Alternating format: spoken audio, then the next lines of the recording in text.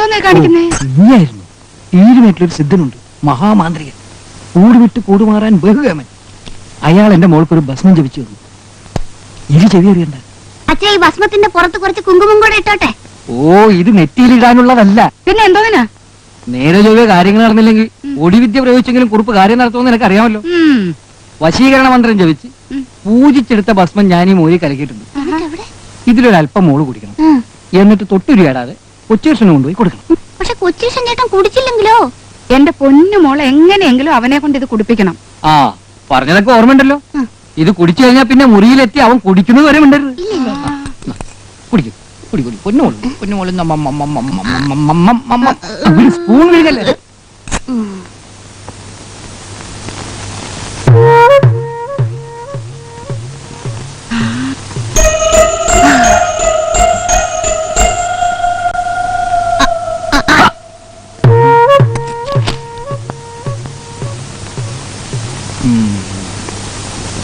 അവന്റെ വയറ്റിലോട്ട് നിന്ന് ചെന്നോട്ടെ, പിന്നെ നമുക്ക് കാണാം രാധയും കൃഷ്ണനും പോലെ അവർ ഈ തറവാട്ടിന് ചുറ്റും കളിച്ച് ചിരിച്ച് നടക്കുന്നത്. ഇനി അല്പം നമുക്ക് കുടിക്കാം.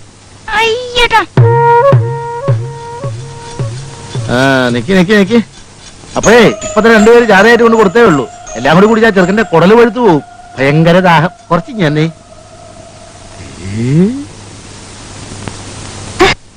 എന്ത് പറ്റി? അടുത്തത് കൊണ്ടുവരുന്നുണ്ട്.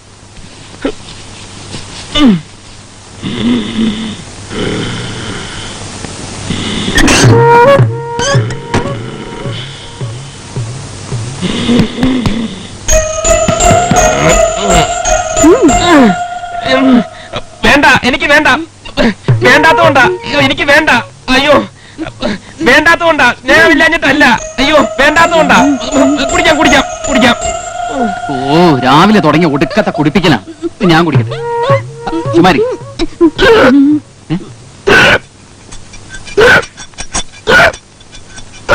അയ്യോ വേണക്കുട്ടാ, എന്ത് പറ്റി? വേണക്കുട്ടാ, ചേട്ടാ എന്താ ഇത്?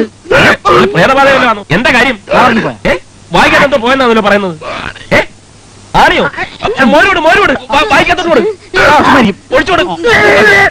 കുടിച്ചോ കുടിച്ചോ. ആ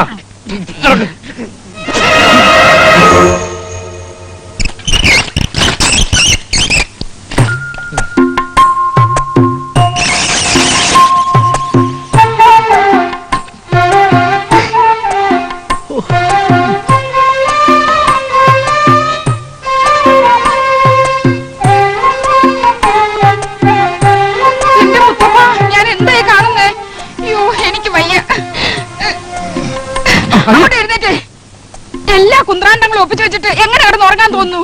അയ്യോ, എന്താ വാറുകുട്ടി? എന്താ നിങ്ങൾ എന്താ പറഞ്ഞത്? തറവാടിന്റെ മുറ്റത്തോട് ഓടിക്കളിച്ച് നടക്കുന്നോ? ഓടിക്കളിച്ച് നടക്കുന്ന രാധാകൃഷ്ണനെ ഞാൻ കാണിച്ചില്ല. കണ്ടോ?